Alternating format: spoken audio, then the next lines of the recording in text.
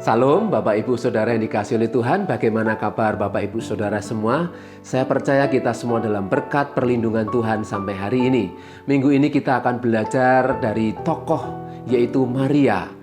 Maria dipakai Tuhan untuk menggenapi firman Tuhan.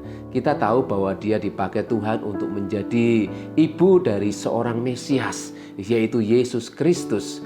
Mari kita akan lihat dari Injil Lukas pasal 1 ayat 38. Kata Maria, "Sesungguhnya aku ini adalah hamba Tuhan. Jadilah padaku menurut perkataanmu itu." Lalu malaikat itu meninggalkan dia. Bapak Ibu Saudara, dari kisah Lukas pasal 1 ini kita bisa melihat tentang kelahiran Yesus Kristus. Tapi kita akan belajar dari tokoh Maria hari ini. Kenapa?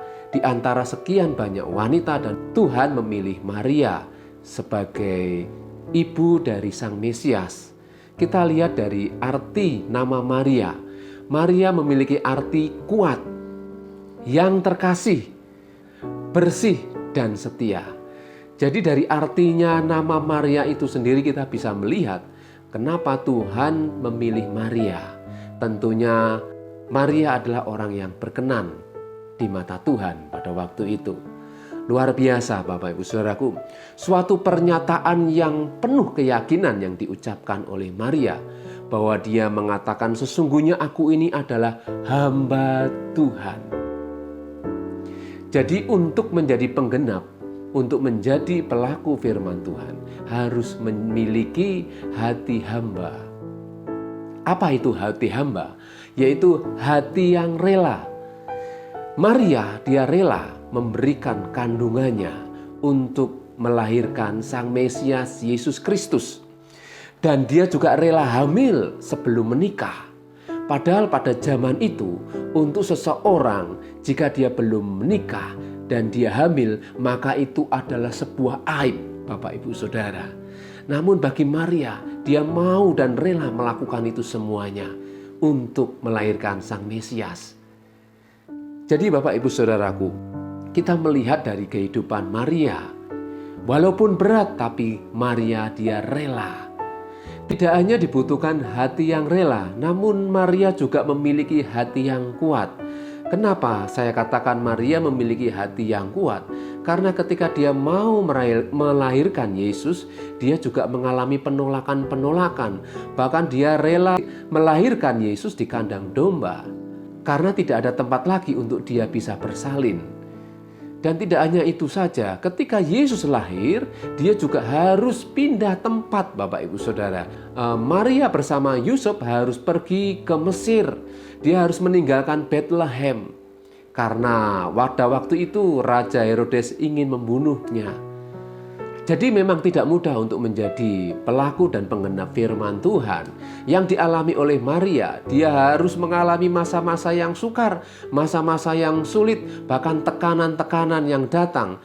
Dia harus mempertahankan hidupnya untuk melakukan apa yang menjadi kehendak Tuhan.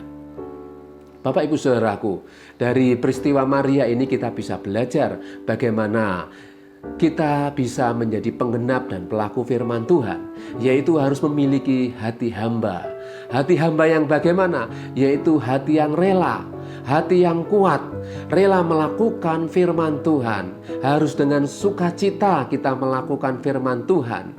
Sebab jika kita melakukannya dengan sukacita, maka kita akan mendapatkan kekuatan. Jadi bukan suatu beban, melainkan dengan kerelaan hati kita melakukan firman Tuhan. Amin. Dan kita juga harus kuat menanggung segala hal resiko dalam hidup ini. Karena kita tahu di akhir zaman tantangan tidak semakin mudah, justru tantangan semakin berat. Tapi kita percaya ketika kita melakukan firman Tuhan, Tuhan beserta dengan kita. Amin. Seperti Maria, dia melakukan tugasnya, melakukan tanggung jawabnya sampai selesai dia melahirkan Sang Mesias Yesus Kristus. Bahkan dia sebagai manusia, sebagai seorang ibu, dia harus juga menyaksikan anaknya sampai mati di atas kayu salib. Ini bukan perkara yang mudah Bapak Ibu Saudara. Tetapi Maria memiliki hati yang kuat karena dia percaya apa yang dia terima, tugas dan tanggung jawab yang dia harus pikul, itu Tuhan memberikan kekuatan. Mari kita belajar dari tokoh Maria ini bahwa dia bisa menjadi pelaku penggenap firman Tuhan karena dia memiliki hati seorang hamba, hati yang rela mau melakukan, memberikan yang terbaik kehidupannya buat Tuhan. Dan dia memiliki hati yang kuat, yaitu ketika dia menanggung segala sesuatunya karena dia percaya Tuhan menyertai. Amin, Bapak Ibu Saudaraku. Tetap percaya, tetap semangat, dan menjadi penggenap firman Tuhan sampai Tuhan datang kedua kali menjemput kita semua. Puji nama Tuhan, Tuhan Yesus memberkati. Mari kita akan berdoa. Bapa di surga, terima kasih hari ini kami sudah mendengar firman-Mu. Biarlah firman-Mu menjadi kekuatan bagi hidup kami, dan kami disegarkan kembali karena penyertaan Tuhan sempurna sampai hari ini. Berkati kami semua, berkati pekerjaan, pelayanan, keluarga kami. Apapun yang kami kerjakan Tuhan buat berhasil, nama Tuhan dimuliakan. Terima kasih Bapa, kami serahkan doa kami dalam nama Tuhan Yesus. Haleluya, amin. Tuhan Yesus memberkati.